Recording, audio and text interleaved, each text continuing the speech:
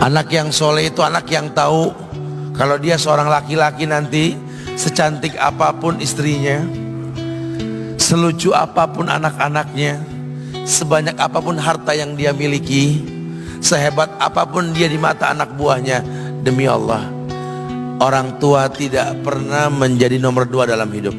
Ini banyak orang yang suka salah ini. Cuma gara-gara dunia, orang tua panjang mata menanti kedatangan anak. Jangan ya, jangan.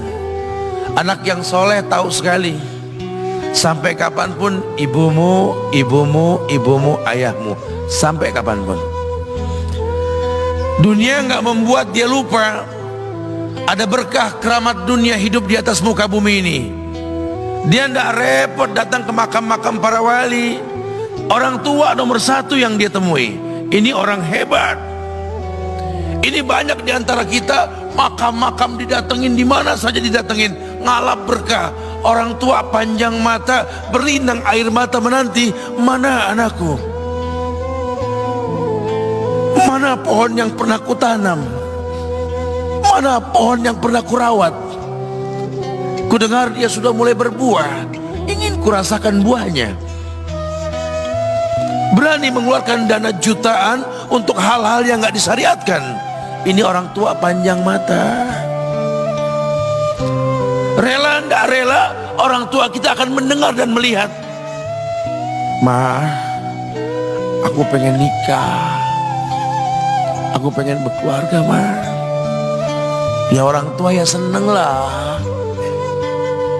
Cuma kalau inget metik buahnya belum terasa, ya ada perasaan kayak gimana gitu loh. Karena dia tahu setelah ini dia akan menikah, bahwa anak orang ada kehidupan yang berbeda yang bakal dia rasa. Orang tua makin hari makin rentan, bukan makin seger. Yang perempuan dibawa orang, ya Allah. Baru kemarin perasaan mainin poni, ini anak perempuan kita, betul. Baru kemarin mainin kepangan rambutnya, ya Allah. Ya Allah, baru kemarin perasaan saya titah dia, titah, ya Allah. Belajar jalan, bisa berlari bawa sesuatu, coret-coret tembok, aduh Masya Allah. Sekarang udah gede, dibawa orang, ya Allah, Masya Allah. Yang laki dekat sama mamahnya. Baru kemarin tangan mungilnya kita tuntun, kalau kelepas dia nangis, betul.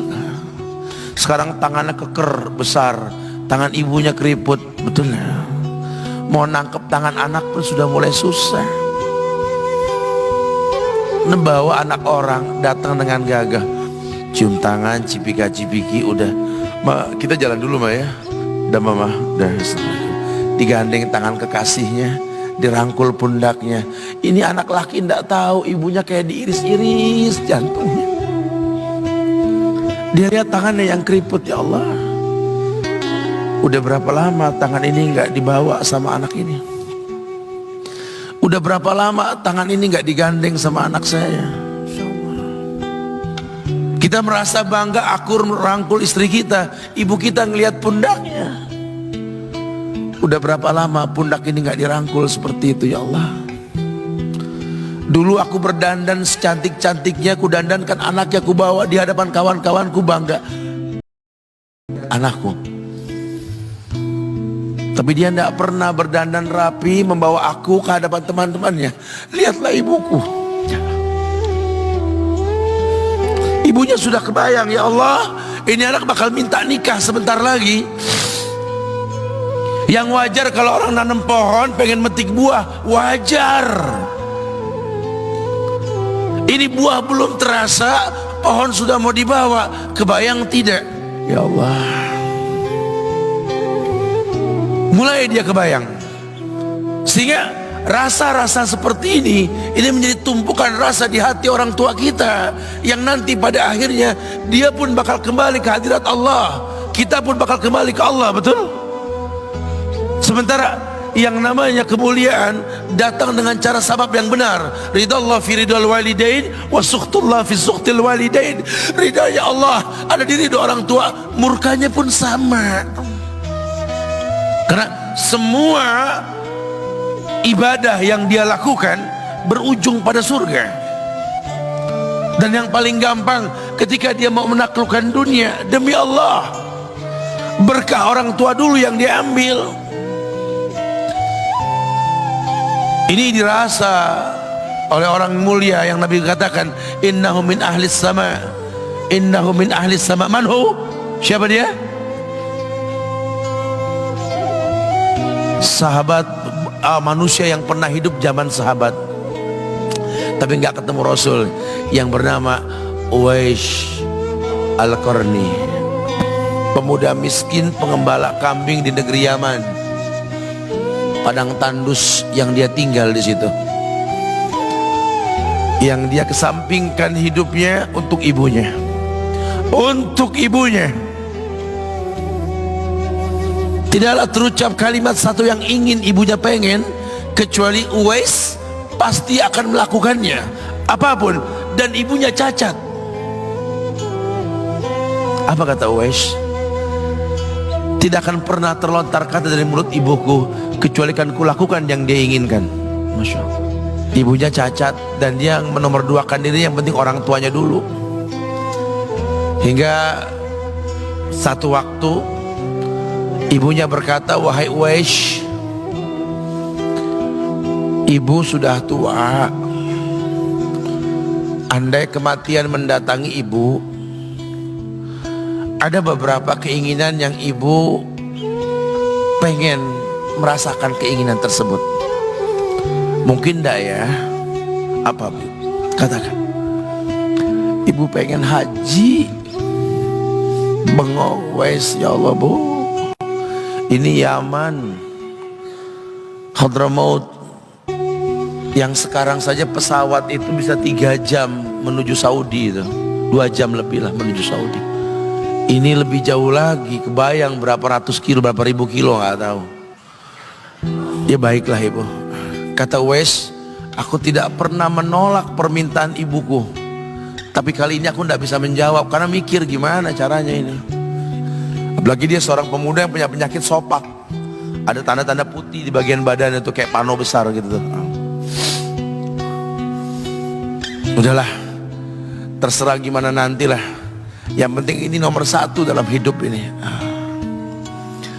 Dia beli seekor anak sapi, digendong tiap hari itu sapi sama si Uwais menuju puncak gunung, turun lagi, gendong ke atas, turun lagi tiap hari.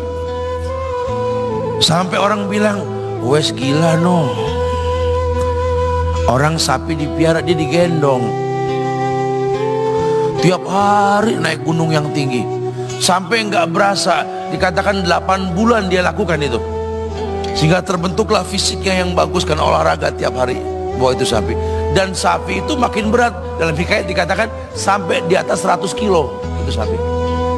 Kemudian dia tetap gendong ke atas dan dia yakin, bismillah saya yakin, sampailah bulan haji, ibu naik ke pundakku, digendong ibunya dari negeri Yaman. Subhanallah, gak ada yang gak mungkin. Lihat, dibawa ibunya ke Mekah, bertawaf di Ka'bah, dunia menyaksikan. Bahkan hikayat mengatakan dia sempat bertanya kepada sahabat Abdullah bin Umar,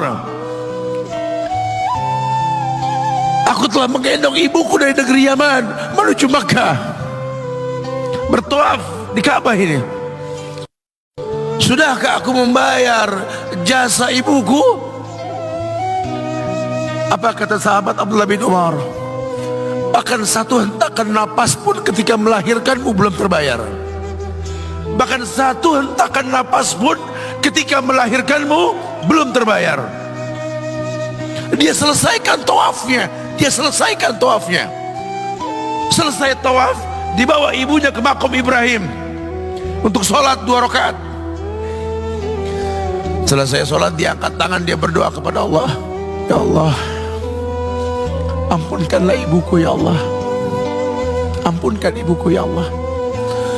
Masukkanlah dia ke sorgamu ya Allah. Masukkan dia ke sorgamu ya Allah. Ibunya berbisik, Uwais, sudahlah, mintalah pada Tuhanmu ampunan untuk dirimu dan sorga untukmu. Wallahi wahai ibu, Allah ampunkan kamu, Allah masukkan kamu ke sorga, cukup untukku ridhomu yang kubutuhkan wahai ibu. Lihat, manusia saleh, hasil doa Rabbi habli minas solihin. Lihat, makanya ketika Nabi mengatakan innahu min ahli sama, ini manusia penghuni langit, Umar, Ali, temui Uwais.